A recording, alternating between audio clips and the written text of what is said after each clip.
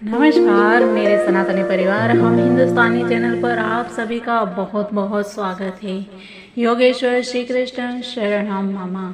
मित्रों, सभी आ जाओ योगेश्वर श्री कृष्ण की शरण में, क्योंकि जिस तरह से भगवान श्री कृष्ण ने ब्रजवासियों को सभी आसुरी शक्तियों से बचाया, वैसे ही भगवान श्री कृष्ण है वो हमें भी बचाएंगे। हमारा ये जो शरीर रूपी गोवर्धन पर्वत है ना, उसको भी वो ही तो चला रहा है, वो ही तो उठा के रखा है, तभी ये हमारा शरीर है वो चल रहा है। तो मित्रों, बस जरूरत है सिर्फ और सिर्फ श्रद्धा की। तो बस इसी कड़ी में मित्रों आज हम जानने वाले हैं कि गोवर्धन पर्वत से भगवान ने कैसे पूजा करवाई सभी ब्रजवासियों को, और इंद्र के कोप से भयंकर बारिश से कैसे सभी की रक्षा की। तो मित्रों, इसी सब बातों के लिए आप इस चैनल पर जुड़े रहिए। अभी तक इस चैनल को सब्सक्राइब नहीं किया है तो सब्सक्राइब कर लीजिए, साथ ही बेल आइकन को भी प्रेस कर लीजिए, और वीडियो पसंद आता है तो लाइक और शेयर भी कर दीजिएगा। कल हमने देखा था कि भगवान श्री कृष्ण ने किसकी पूजा करने के लिए कहा। भगवान श्री कृष्ण ने कहा कि आप गोवर्धन पर्वत की पूजा करिए, क्योंकि वो गोवर्धन पर्वत ही है जो सभी को अन्न फल फूल देता है, और उसकी वजह से ही सारे ब्रजवासियों का भरण पोषण होता है। लेकिन अब जब श्री कृष्ण ने इंद्र का यज्ञ बंद करवाया तब क्या हुआ मित्रों, इसके बाद इंद्र को जब भी पता चला कि वृंदावन में ग्वालों द्वारा संपन्न होने वाला यज्ञ श्री कृष्ण द्वारा रोक दिया गया है, तो वह अत्यंत क्रुद्ध हुआ और नंद महाराज आदि वृंदावन वासियों के ऊपर अपना गुस्सा उतारने लगा। यद्यपि उसे यह पूर्णतः ज्ञात था कि साक्षात श्री कृष्ण उनकी रक्षा कर रहे हैं।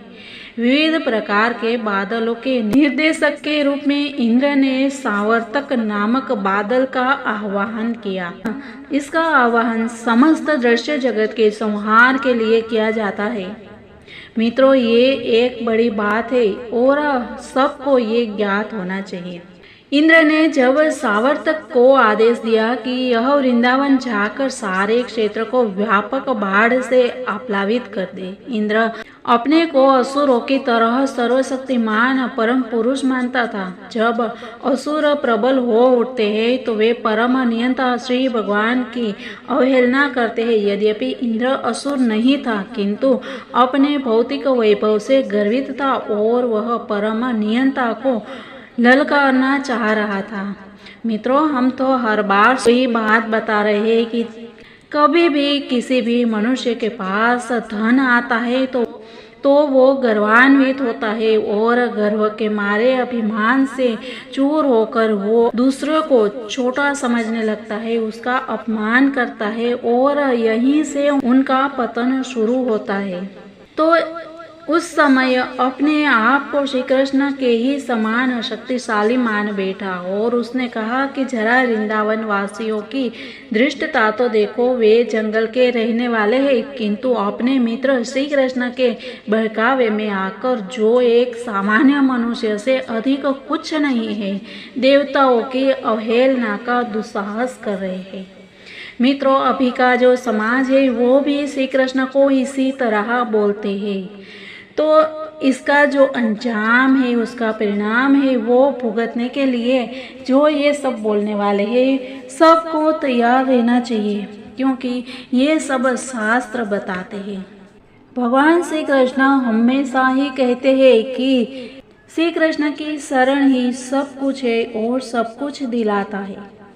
श्री कृष्ण का पहले इंद्र पर कुपित होना और बाद में उसे दंडित करना भक्तों के लिए स्पष्ट संकेत है कि जो लोग कृष्ण भक्ति करते हैं उन्हें और किसी भी चीज की पूजा की आवश्यकता नहीं है। श्री कृष्ण अपने भक्तों को संरक्षण प्रदान करते हैं, अतः उन्हें उनकी कृपा पर पूर्णतः निर्भर रहना चाहिए और श्रद्धा दृढ़ विश्वास होना चाहिए। इंद्र ने वृंदावन वासियों के इस कृत्य की आलोचना की और कहा कि तुम लोग देवताओं की सत्ता को चुनौती देकर इस संसार में कष्ट भोगोगे। देवताओं को बलि न देने के कारण तुम भवसागर के अवरोधों को पार नहीं कर सकोगे।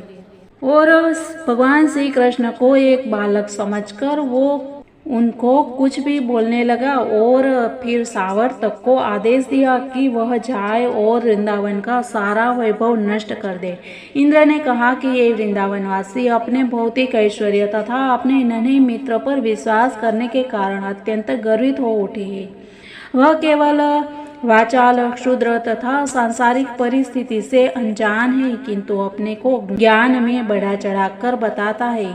चूंकि श्री कृष्ण को मानते हैं, अतः उन्हें दंड मिलना चाहिए और उन्हें उनकी गायों समेत नष्ट कर देना चाहिए। तो इससे यह इंगित होता है कि गांव में या नगरों के बाहर निवासियों को अपने वैभव के लिए गायों पर निर्भर रहना चाहिए। यदि गायें नष्ट कर दी जाती है तो लोग सभी प्रकार के वैभव से विहीन हो जाते हैं। जब इंद्र ने सावर्तक तथा अन्य संगी बादलों को वृंदावन जाने का आदेश दिया तो बादल इस दुष्कृत्य को करने से भयभीत थे, किंतु राजा इंद्र ने उन्हें आश्वस्त किया कि तुम आगे आगे चलो, पीछे पीछे मैं भी हाथी पर सवार होकर और अंगड़ को साथ लेकर आऊंगा। बस फिर क्या, सारे बादल अपनी सारी शक्ति से निरंतर वर्षा करने लगे और वहां निरंतर बिजली चमकने लगी तथा गर्जना, प्रबल झंझार तथा अनवरत वर्षा तीखे बाणों के समान बेधने लगी। मोटे मोटे स्तंभ के समान अविराम वर्षा करते हुए बादलों ने धीरे धीरे वृंदावन की भूमि को जलमग्न कर दिया, जिससे ऊंची तथा नीची भूमि में कोई अंतर न रह गया। इससे पशुओं के लिए स्थिति भयानक हो गई। वर्षा के साथ प्रबल वायु चल रही थी, जिससे वृंदावन का प्रत्येक प्राणी शीत से थरथराने लगा। और इस भयावह वातावरण से और भयावह रूप को देखकर समस्त ब्रजवासी भगवान श्री कृष्ण की शरण में आ गए और प्रार्थना करने लगे कि हे कृष्ण, आप सर्वशक्तिमान हैं और अपने भक्तों के प्रति अत्यधिक वत्सल है। कुपित इंद्र ने हम सब को बहुत सता रखा है, अतः हमारी आप रक्षा करें। इस प्रार्थना को सुनकर श्री कृष्ण को भी पता चल गया कि इंद्र यज्ञ सम्मान न पाने के कारण मुसलधार वर्षा कर रहा है, जिसके साथ असमय में बड़े बड़े ओले पड़ रहे और प्रबल झंझार चल रहा है। श्री कृष्ण समझ गए कि इंद्र जानबूझकर अपने कोप का प्रदर्शन कर रहा है, अतः उन्होंने यह निष्कर्ष निकाला कि अपने को परम शक्तिशाली समझने वाले इस देवता ने अपने महान पराक्रम को दिखा दिया, किंतु मैं अपने पद के अनुसार इसका उत्तर दूंगा और उसे दिखा दूंगा कि ब्रह्मांड के कार्यों के संचालन में वह स्वतंत्र नहीं है। मैं सबका परमेश्वर हूँ, अतः मैं इसकी उस झूठी प्रतिष्ठा को समाप्त कर दूंगा और उसके गर्व को चूर चूर कर दूंगा। ऐसा सोचते हुए भगवान श्री कृष्ण ने तुरंत ही एक हाथ से गोवर्धन पर्वत उठा लिया। ठीक उसी तरह जिस प्रकार कोई बालक धरती से छत्र उखाड़ लेता है, इस प्रकार उन्होंने अपनी दिव्य गोवर्धन धारण लीला का प्रदर्शन किया। बोले गोवर्धन नाथ की जय। इस प्रकार उन्होंने अपनी दिव्य गोवर्धन धारण लीला का प्रदर्शन किया। फिर उन्होंने अपने भक्तों को संबोधित किया कि हे भाइयों, हे पिता, हे वृंदावन वासियों, अब आप सभी मेरे द्वारा उठाए गए इस गोवर्धन पर्वत के छत्र के नीचे कुशल पूर्वक प्रवेश करें। इस पर्वत से डरे नहीं और यह भी ना सोचे कि यह मेरे हाथ से गिर जाएगा। आप लोग मुसलधार वर्षा तथा प्रचंड वायु से अत्यधिक पीड़ित हुए हैं, अतः मैंने इसे उठा लिया है और यह बहुत बड़े छाते के समान आपकी रक्षा करेगा। मेरे विचार से आप लोगों का आसन्न संकट से बचाने का यह उचित प्रबंध है। इस प्रकार भगवान श्री कृष्ण के कहने से समस्त वृंदावनवासी अपनी अपनी संपत्ति तथा अपने पशुओं समेत गोवर्धन पर्वत के नीचे आ गए और वहां पर अपने को सुरक्षित अनुभव करने लगे।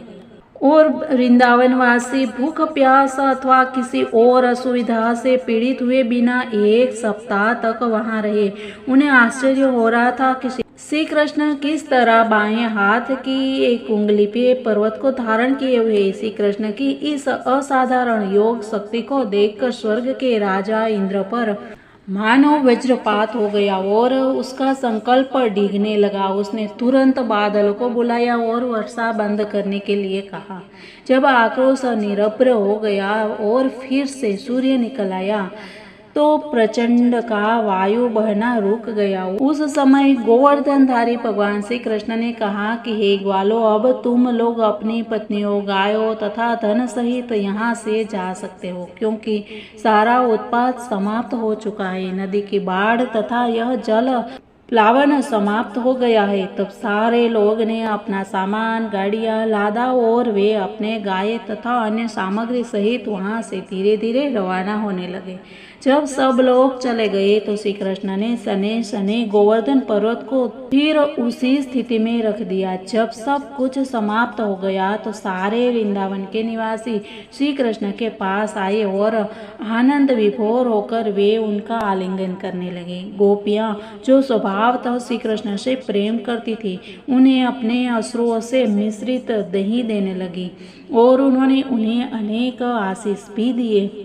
माता यशोदा, माता रोहिणी, नंद तथा सर्व बलशाली बलराम ने स्नेहवश एक एक करके श्री कृष्ण का आलिंगन किया और बारंबार आशीष दिया। सिद्धलोक, गंधर्वलोक, चारणलोक के विभिन्न देवों ने भी परम प्रसन्नता प्रदर्शित की। उन्होंने पृथ्वी पर फूलों की वर्षा की और शंख ध्वनि की, ढोल बजने लगे और देवी भावनाओं से पूरित होकर गोवर्धन लोक के वासी श्री कृष्ण भगवान को प्रसन्न करने के लिए अपने अपने तंबूरे बजाने लगे। और इस घटना के पश्चात श्री भगवान ने अपने प्रिय मित्र तथा पशुओं समेत अपने घर वापस आए। तो मित्रों, ये श्रद्धा भाव से भगवान की ऐसी ही लीलाओं का संकीर्तन करना बहुत ही जरूरी है, क्योंकि यही संकीर्तन भगवान का हमको सुख प्रदान करता है और साथ में हमें सभी कष्टों से मुक्ति भी दिलाता है। तो मित्रों, ऐसी कथाओं के साथ हम मिलते हैं कल। तब तक के लिए सबको जय हिंद, वंदे मातरम, भारत माता की जय।